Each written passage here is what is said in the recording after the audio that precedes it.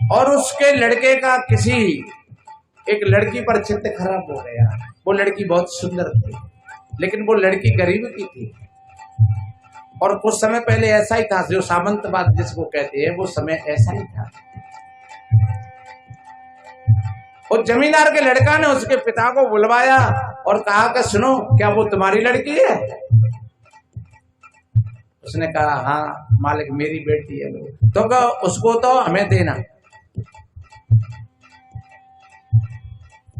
वो बेचारा गरीब आदमी क्या करे।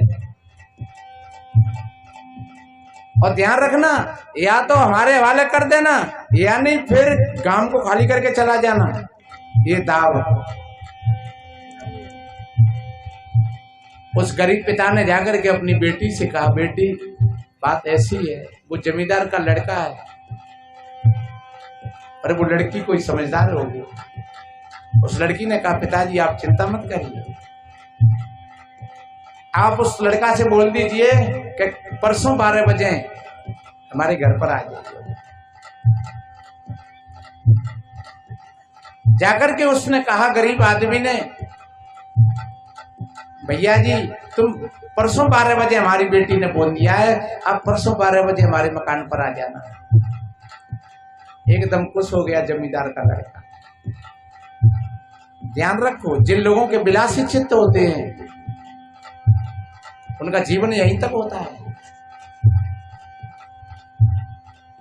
और उस लड़की ने एक जुलाब की गोली ली, और ऐसे जुलाब की गोली ली और उसने एक बढ़िया कोरा घड़ा मंगवाया और वो अपनी झोंपड़ी के कोने में रख दिया और बढ़िया सफेद कपड़ा से ढक दिया।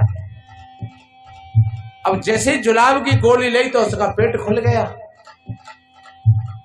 तो वो जितनी बार लेटरिन बाथरूम गई तो उस घड़ा में करती गई इकट्ठा मामला।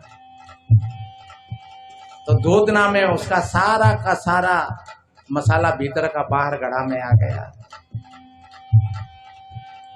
और जब 12 बजे वो आया और वो एक मैली सी चादर लेकर के अपने बालों को खोल करके, उसका चेहरा ही खराब हो गया पूरा का पूरा। 24 घंटा हो गए उसको लेटरिन बाथरूम जाते जाते, चेहरा खराब हो गया उसका। और वो एक टूटी सी खाट पर पड़ी है। और जब वो लड़का आया जमींदार का, देखा उसने, उस लड़की को देख करके बोला, कहाँ है वो तुम्हारी सुंदरताई? उस लड़की ने कहा कि बता, तुझको मेरी जरूरत है कि मेरी सुंदरताई की जरूरत है? अगर मेरी जरूरत है तो मैं हाजिर हूं। उस लड़का ने कहा नहीं, मुझे तेरी जरूरत नहीं है, मुझको तेरी सुंदरताई की जरूरत है। तो फिर वो घड़ा में रखिए चला गया। और वो तो अंधा था। किसी विद्वान ने कहा, इसको कहता है चल यार का दीदार कर, अक्ल कहती है मत जिंदगी बर्बाद कर। इसको कहता है चल होगा सो देखा जाएगा, और अक्ल कहती है ओ नादान मारा जाएगा। पर काम अंध गज बस पर हो रमैया। वो अंधा आदमी गया उस घड़ा के पास, और जैसे उस कपड़ा को उठाया उसमें से दुर्गंधी का बुखार लगा उसको, और ये एकदम बाहर निकल करके आया और कहने लगा, एक बात बता पागल, क्या सुंदरता है वो? तो उसमें मल और मूत्र भरा हुआ है। तब उस लड़की ने कहा, तो बेवकूफ, मेरे में से और कुछ निकला भी तो नहीं है, मेरी सुंदरताई का वो ही मूल है। एकदम उसकी आंख खुल गई। उसने उस लड़की के पैर छुए और कहने लगा, बहन तेने मेरी आंखें खोल दी, वास्तव में ही मैं तो बहुत बड़ी भूल में। सज्जनों, दोष दृष्ट जब ही भई तब उपजो बेराग, और दृढ़ निर्वेद जाको भयो सो मुमुच्छ बड़ भाग। वो बड़े सौभाग्यशाली होते हैं जब दूध में मक्खी दिख जाती है तो फिर आप उस दूध को पियोगे नहीं। लेकिन तुम्हारी आंख बंद है और तुम उसको देख ही नहीं पा रहे हो, तो फिर तुम उस मक्खी सहित ही तुम उसको पी जाओगे। सज्जनों, जो मक्खी को देख लिया तो समझ लो आपने दोष को देख लिया।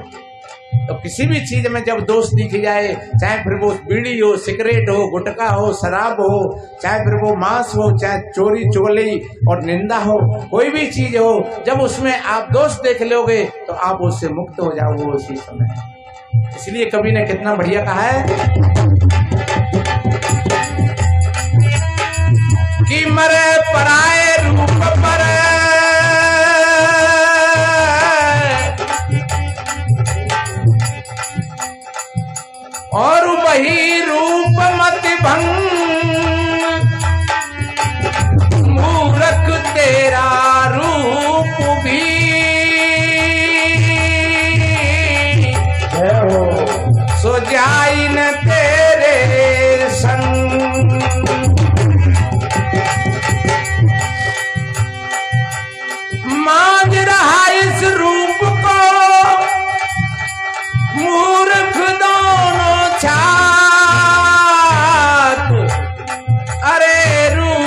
छपया रूप पर एक दिन उपजे घात